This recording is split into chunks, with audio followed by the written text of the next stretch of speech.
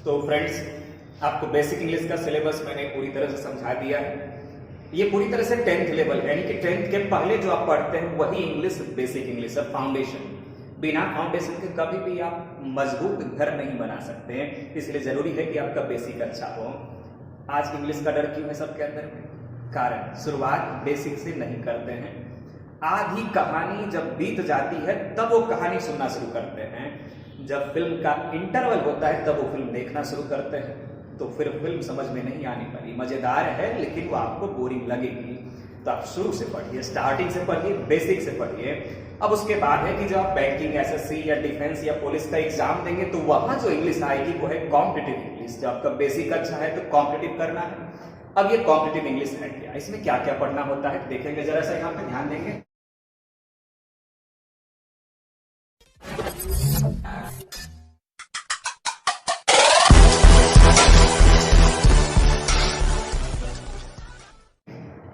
Grammar, ये जो grammar है कॉम्पिटिटिव इंग्लिश का, ये पूरी तरह से हाई लेवल है।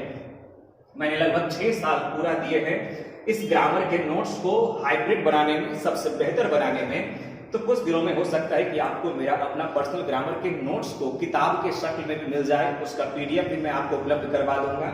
तो ये जो ग्रामर है ये हाई लेवल पूरी तरह से है। इसमें सबसे पहले पार्ट्स ऑफ स्पीच, तो पार्ट्स ऑफ स्पीच तो वही है 8 टाइप्स है, जिसमें क्या क्या है?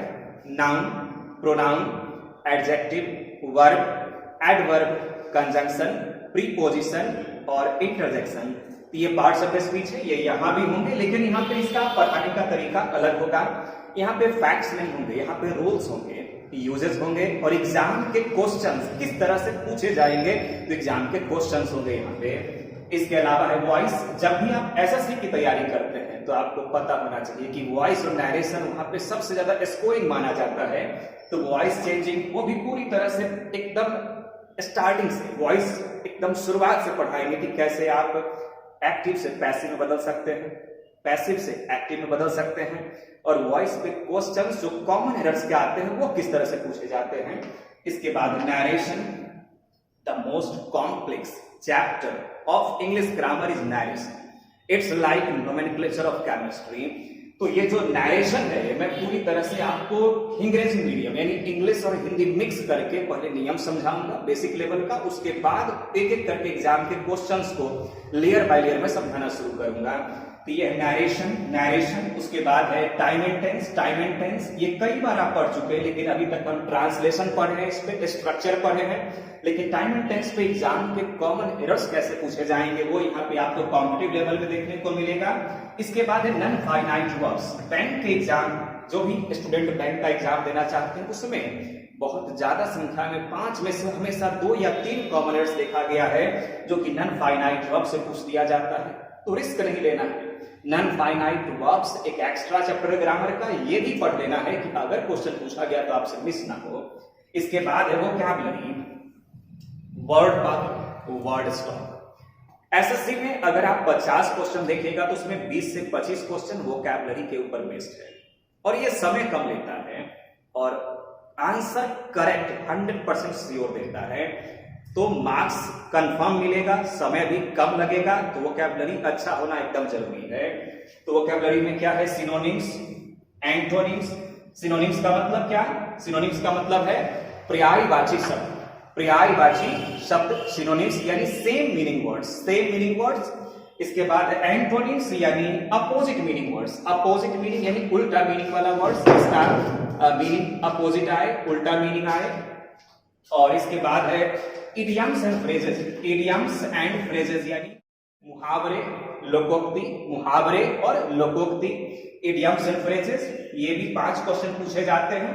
तो एग्जाम में 4 क्वेश्चन जो है आपको देखने को मिल सकता है सिनोनिम्स का, 4 क्वेश्चन एंटोनिम्स का, अगर 50 क्वेश्चन का टारगेट रखा गया है तो, और 5 क्वेश्चन एसएससी में जो है सो आपको देखने को मिल सकता है इडियम्स एंड फ्रेजेस का। एक तरह से कह सकते हैं कि बहुत ही इंपॉर्टेंट है लर्न करना आपके लिए synonyms, antonyms, idioms and phrases. और अनेक शब्दों के लिए एक शब्द यानी one word substitutions, one word substitutions, अनेक शब्दों के लिए एक शब्द, जैसे animals that live on land and water both, क्या करते हैं उसको? एम्फीबियंस। तो ये क्या हुआ, ये है वन वर्ड सब्स्टिट्यूशंस, अनेक शब्दों के लिए एक शब्द। तो ये मुख्य रूप से 4 टॉपिक है, synonyms, antonyms, idioms and phrases, one word substitutions. तो ये आपको लर्न करना ही पड़ेगा। अक्सर स्टूडेंट बोर होते हैं इसको याद करने में, उनको मजा नहीं आता ये याद करने में, कुछ दिन करते हैं फिर छोड़ देते हैं। तो मेरे पास है आसान तरीका, डेली टेस्ट, डेली प्रैक्टिस, लगातार इसको प्रैक्टिस करके, सेंटेंस में इस्तेमाल करके, बोलचाल में प्रयोग करके आप इसको लर्न कर सकते हैं। फिर एग्जाम के क्वेश्चंस का सर प्रैक्टिस करके इसको आप अच्छे से एक्यूरेसी तक मेंटेन कर सकते हैं। तो ये सिलेबस जो है आपका ये कॉम्पिटिटिव इंग्लिश का है। आप एक बार पूरा का स्क्रीनशॉट ले लीजिए अपने मोबाइल में, यहां से लेके यहां तक का पूरा स्क्रीनशॉट, ये कॉम्पिटिटिव इंग्लिश का सिलेबस है।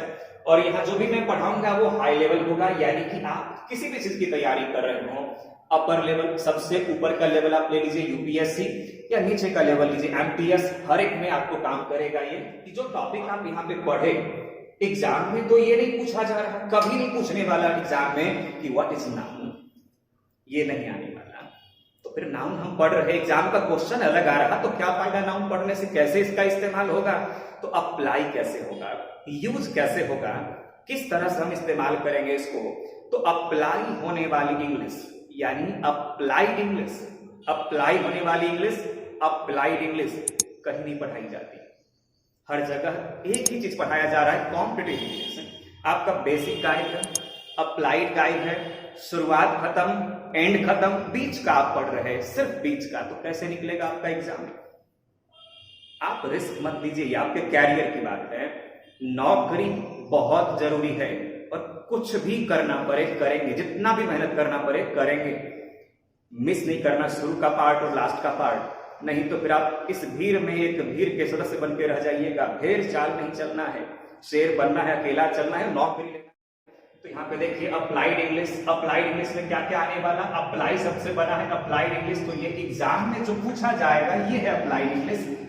हर सप्ताह में शनिवार को मैं अपने कोचिंग पे स्पेशल 2 घंटे का फ्री क्लास देके अप्लाइड इंग्लिश का टारगेट करता हूं कि एक टॉपिक हर दिन कंप्लीट हो। असाइनमेंट भी दिया जाता है, उसमें प्रैक्टिस भी करवाया जाता है क्लासरूम में, मेरे गाइडलाइन में। तो इसीलिए आपको मैं बोल रहा हूं कि आप अगर चैनल से जुड़ चुके हैं तो हमेशा ध्यान रखें कि जब भी मैं कोई अप्लाइड इंग्लिश का टॉपिक डाल रहा हूं तो आप उसको पूरी तरह से वॉच करें। तो इसमें है सबसे पहला कॉम्प्रिहेंशन, हर एग्जाम में आता है कॉम्प्रिहेंशन। कॉम्प्रिहेंशन मतलब क्या, अनसीन पैसेज, यानी एक पैसेज रहता है, एक स्टोरी रहता है, या किसी भी तरह का आपको पैसेज दिया जाएगा, आर्टिकल रहेगा और उसी के ऊपर बेस्ट नीचे क्वेश्चन रहेगा। चाहे आप किसी भी चीज का एग्जाम दे, कॉम्प्रिहेंशन रहना ही रहना है। अब है क्लोज टेस्ट। क्लोज टेस्ट में क्या होता है कि एक स्टोरी है जिसके बीच में कई जगह पे खाली जगह है, कई जगह पे ब्लैंक्स है, और नीचे आपको हर एक ब्लैंक्स के लिए 4 या 5 विकल्प दिया गया है। उसमें से कोई एक सुटेबल आपको उस ब्लैंक्स में रखना और स्टोरी को कंप्लीट करना है, कहानी को पूरा करना है। तो आखिर ये क्लोज टेस्ट कैसे बनता है मैं बताऊंगा आपको। अभी सब बस इतना समझना है कि ये टॉपिक है जो कॉम्प्रिहेंशन क्लोज टेस्ट, ये टॉपिक है जो अप्लाइड इंग्लिश के अंतर्गत आता है। बारी बारी से एक टॉपिक पे वीडियो आने वाला है, बस आप लगे रहिए, जुड़े रहिए मेरे चैनल के साथ। और इसके बाद है जम्बल्ड सेंटेंस। जम्बल्ड मतलब क्या, जम्बल्ड मतलब मिक्स अप कर देना, उलट पुलट करके सबको मिक्स कर दिया, ये जम्बल्ड है। तो सेंटेंस जो है आपस में गलत तरीके से मिक्स अप कर दिया गया है, उसको आपको ठीक क्रम में रखना है, यही कहलाता है जम्बल्ड सेंटेंस। ये एसएससी में अक्सर पूछा जाता है। और इसके अलावा फिर सेंटेंस रीअरेंजमेंट, यानी 6 सेंटेंस 5 सेंटेंस दे दिया गया जिसका ऑर्डर सही नहीं है, आपको उसको ऑर्डर सही करके एक कहानी पूरी करनी है, एक अर्थपूर्ण पूरा पैसेज बनाना है, रीअरेंज करना है, यानी ये सेंटेंस रीअरेंजमेंट बैंक के एग्जाम में पूछा जाता है। फिर सेंटेंस इंप्रूवमेंट, यानी इंप्रूव करना, कुछ गलती है, कुछ मिस्टेक है, कुछ एरर है, कुछ कमी है, उसको ठीक करना है, यही कहलाता है सेंटेंस इंप्रूवमेंट। सेंटेंस को इंप्रूव करना, ये ग्रामर के ऊपर गलती इसमें रहता है, उसको ठीक करके आपको विकल्प में से सही वाला चुनना है। फिर कॉमन एरर्स, पता चल रहा है कॉमन एरर्स यानी सामान्य गलती। आप ध्यान दीजिएगा, बोर्ड पे अगर हम छोटा सा एक डॉट बनाए आपको नहीं दिखेगा, लेकिन अगर हम इसी डॉट को बड़ा कर दे, बहुत बड़ा कर दे, तो आपको दिखेगा। गलती बड़ा नहीं रहता कभी एग्जाम में, बहुत छोटा, बहुत ही छोटा गलती किया जाता है और वो आपको नजर नहीं आता, आप उसको देख के निकल जाते हैं। तो कैसे होगा, वो प्रैक्टिस से होगा। पहले आप ग्रामर सीखिए फिर प्रैक्टिस करिए। तो कॉमन एरर्स यानी सामान्य गलतियां जो सेंटेंस में की जाती है उसको ध्यान से आपको पकड़ना होगा। फिर फिलर्स, फिल यानी भरना, फिलर्स यानी भरने वाला, खाली जगह है। शुरुआत होता है एक सेंटेंस एक खाली जगह, अब चल रहा है एक सेंटेंस में 3 खाली जगह है, तो आपको किसी भी तरह का क्वेश्चन आ सकता है फिलर्स में, सिंगल फिलर्स, डबल फिलर्स या उससे ज्यादा ट्रिपल फिलर्स भी। तो आपको तैयार रहना होगा, अंडरस्टैंडिंग स्ट्रॉन्ग करना होगा, समझना पड़ेगा अंग्रेजी को। और उसके बाद मिससेलेनियस। मिससेलेनियस कहने का मतलब कुछ और भी टाइप्स जो हमेशा इन्वेंट होते रहेंगे, एक्सपेरिमेंट होते रहेंगे, वो टाइप्स जुड़ते रहेंगे। आप कुछ नहीं कर सकते, मोर्चा नहीं निकाल सकते कि ये टाइप्स कहां से आ गया। आपको सीखना पड़ेगा, आपको खुद को इंप्रूव करना होगा। हर साल एसएससी बैंक का एग्जाम का सिलेबस में कुछ ना कुछ बदलाव होते रहते हैं, तो आपको उसको ध्यान रखना पड़ेगा। और अगली दफा वो आए तो अच्छे से सही से टारगेट लेके 100% सिक्योरिटी से बनाना होगा। तो मिसलेनियस यानी विविध प्रश्न, यानी मिक्स टाइप प्रश्न, नए नए प्रश्न, अलग अलग तरह के प्रश्न। तो ये है अप्लाइड इंग्लिश का सिलेबस। आप एक बार इसका भी स्क्रीनशॉट ले लीजिए और अपने मोबाइल में रख लीजिए।